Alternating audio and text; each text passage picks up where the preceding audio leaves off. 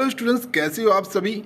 Class 12th के बाद एक बहुत बड़ा सवाल सभी स्टूडेंट्स के लिए निकल के आता है कि अब आगे क्या करें। जो नॉर्मली जो नॉन मेडिकल वाले स्टूडेंट्स होते हैं ना, उनके लिए बेस्ट जो वे रहता है, जो बेस्ट वे रहता है, मैं आप सभी को वही बताने वाला हूँ इस वीडियो के अंदर। वो रहता है कि वो एनआईटी या फिर ट्रिपल आईटीज़ या फिर आईआईटीज़ के अंदर एडमिशन वो ले ले तो बेस्ट उनकी लाइफ में आगे उनका जो आगे के जो 4 साल है 5 साल है वो अच्छे से कॉलेज में निकल जाएंगे और उसके बाद उनको एक अच्छा लाइफ पैकेज है वो मिल जाएगा।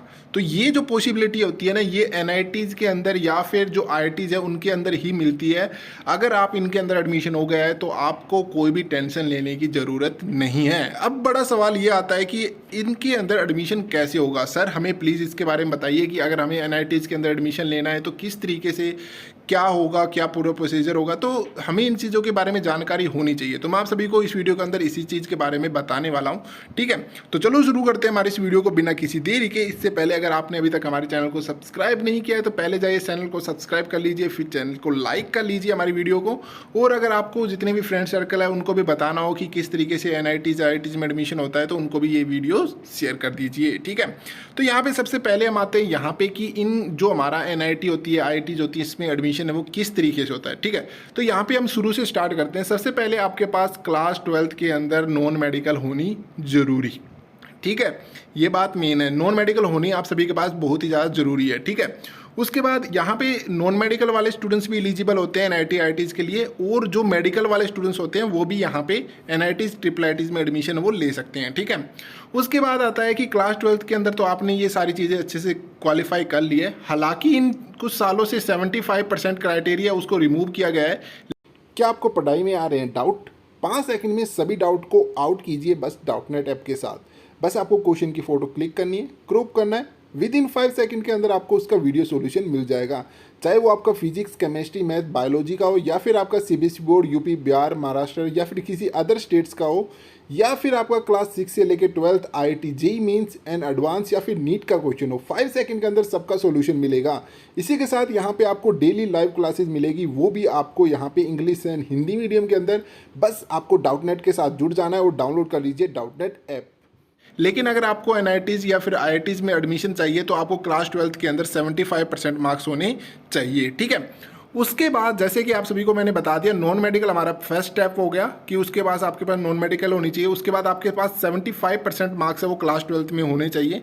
अभी फिलहाल ये कुछ सालों से हट रहा है, मतलब कि कोविड की वजह से हटा रहे हैं। वैसे इसको अभी तक परमानेंट नहीं हटाया गया है कि आपके क्लास 12th में 75% मार्क्स नहीं है तो आप एनआईटीज़ आईआईटीज़ में एडमिशन ले सकते हो, ठीक है। लेकिन फिलहाल अभी तक ये चीज़ हटी हुई है, ठीक है, ये मान लीजिए। उसके बाद अगर हम बढ़ते हैं नेक्स्ट स्टेप की तरफ कि अभी अगर हमें एनआईटीज़ आईआईटीज़ में जाना है तो उससे पहले क्या होगा। मतलब उससे पहले आप सभी का एक एंट्रेंस एग्जाम होगा और वो एंट्रेंस एग्जाम को कहा जाता है जेईई। तो यहाँ पे होता है जॉइंट एंट्रेंस एग्जाम, ये आपको क्वालिफाई करना होता है, ठीक है। तो इसके बारे में भी आपको थोड़ा अच्छे से एक्सप्लेन कर देता हूँ कि जेईई एक्चुअली में क्या है। आप सभी को वैसे तो काफ़ी स्टूडेंट्स को पता होता है, जिनको नहीं पता उनको बता देता हूँ कि जेईई का एग्ज़ाम होता है आपका, तो उसके बेस पे आपकी रैंक वो निकलती है, ठीक है। और उसके बेस पे फिर जोसा है वो काउंसलिंग करवाता है, वो फिर आपका एनआईटीज़ आईआईटीज़ में आपको एडमिशन देता है। तो जेईई मेंस के एग्ज़ाम क्वालिफाई करने के बाद आपकी परसेंटाइल निकलती है, उसके बाद जोसा है वो काउंसलिंग करवाता है, उसके बेस पे आपको एनआईटीज़ आईआईटीज़ में एडमिशन मिलता है, ठीक है। लेकिन इससे पहले आप सभी को मैं जेईई के बारे में बता देता हूँ कि इसके एग्ज़ाम्स है वो किस तरीके से होते हैं। फर्स्ट ऑफ ऑल अभी जो आपका एग्ज़ाम्स है, आपको 3 साल तक आप जेईई मेंस के एग्ज़ाम्स दे सकते हो। जैसे फॉर एग्जांपल अगर आपने 2021 के अंदर क्लास 12th आपने पास आउट किया है तो 2021, 2022 और 2023 तक आप जेईई मेंस के एग्ज़ाम्स दे सकते हो। यहाँ पे एक बात और है जो जेईई मेंस के रिगार्डिंग है, आप सभी को वो बता देता हूँ कि फॉर एग्जांपल आप 2021 के अंदर आपको 1 साल के अंदर आपको 4 अटैम्प्ट मिलते हैं। तो उन अटैम्प्ट्स को कहा गया है जनवरी, फरवरी, मार्च एंड अप्रैल। ये 4 अटैम्प्ट है वो आपको 1 साल में देने का मौका दिया जाएगा। तो टोटल मिला के आपको जो जेईई मेंस के एग्ज़ाम्स है वो आपके, तो वो टोटल मिला के आपको 12 एग्ज़ाम्स है वो देने होते हैं। मतलब नॉर्मली आपको वैसे तो 4 एग्ज़ाम, आपको कोई एक ही एग्ज़ाम के अंदर एक अच्छी परफॉर्मेंस दिखानी होती है जिसके बेस पे आपको एनआईटीज़ में एडमिशन से वो मिल जाएगा, ठीक है। आप ये चीज़ समझ गए। जेईई मेंस के एग्ज़ाम्स में जैसे ही आपका रिजल्ट अनाउंसमेंट होगा उसके बाद आपकी एक परसेंटाइल है वो डिसाइड की जाएगी। उस परसेंटाइल के बेस पे आपकी रैंक निकाली जाएगी और उस रैंक के बेस पे जोसा क्या करता है कि जोसा एक काउंसलिंग कराता है, ठीक है। तो जोसा काउंसलिंग करवाता है और उस काउंसलिंग के अंदर आपके रैंक है उसको डिसाइड देखा जाता है, आपकी परसेंटाइल कितनी है, आपकी रैंक है वो कितनी है, और उस एनआईटीज़ के अंदर आपको कौन सी ब्रांच चाहिए, उसके लिए कितनी रिक्वायरमेंट है वो है। ठीक है। अब मैं आप सभी को बताऊं कि एनआईटीज़ जैसे आप ले रहे हो तो ये भी आपको सोचना पड़ेगा, जैसे मैं एनआईटीज़ ले रहा हूँ या फिर आईआईटीज़ ले रहा हूँ। ठीक है। सबसे पहले जो भी मैंने अभी प्रोसीजर बताया वो अभी तक सिर्फ एनआईटीज़ के लिए था। अगर कोई स्टूडेंट्स आईआईटीज़ के लिए जाना चाहता है तो उसको एक और एंट्रेंस एग्जाम देना होगा, जैसे कि जेईई मेंस का एग्ज़ाम क्वालिफाई करने के बाद उसको एक जेईई एडवांस का एग्ज़ाम भी देना होगा और उसके बाद वो आईआईटीज़ में एडमिशन ले सकता है। ठीक है। जेईई मेंस के एग्ज़ाम्स के बेस पे सिर्फ आपको एनआईटीज़ में एडमिशन मिलेगा, जेईई एडवांस के बेस पे आपको एनआईटी भी मिल सकती है और आईआईटीज़ भी मिल सकती है। ठीक है। ये चीज़ आप समझ गए होंगे। अभी यहाँ पे जैसे कि मैं आप बता रहा था, आपको जोसा के अंदर जो आपकी काउंसलिंग होती है, आपके जो रैंक है वो निकाली जाती है और फिर वहाँ देखा जाता है कि आपकी कितनी रैंक है और उस एनआईटीज़ के अंदर, उस ब्रांच के अंदर, ब्रांच मतलब जैसे मैं बताऊँ आपको सीएससी हो गया, कंप्यूटर साइंस इंजीनियरिंग हो गया, ट्रिपल ई हो गया, इलेक्ट्रिकल एंड इलेक्ट्रॉनिक्स इंजीनियरिंग होगी, ठीक है, सिविल होती है, मैकेनिकल होती है, काफ़ी सारी ब्रांचेज होती है।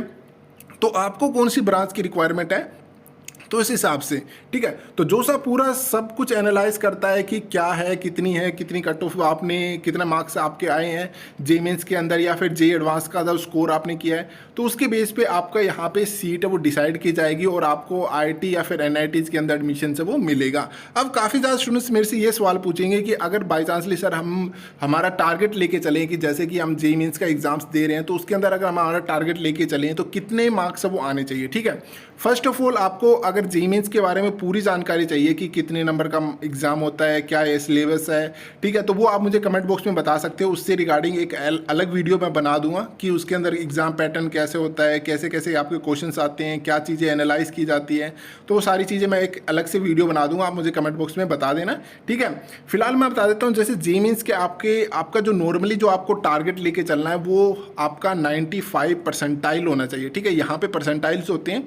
ठीक है। अगर आपके 95 परसेंटाइल्स आपके मार्क्स आते हैं तो आप एनआईटीज़ या फिर आईआईटीज़ के अंदर ईजिली एडमिशन जब वो ले सकते हो। ठीक है। तो मे भी आप सभी को इन्फॉर्मेशन अच्छी लगी हो कि किस तरीके से एनआईटीज़ और आईआईटीज़ में एडमिशन लेना होता है।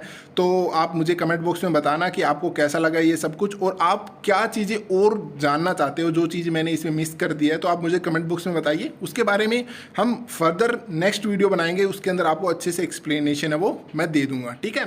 तो thank you, keep learning and keep watching my channel.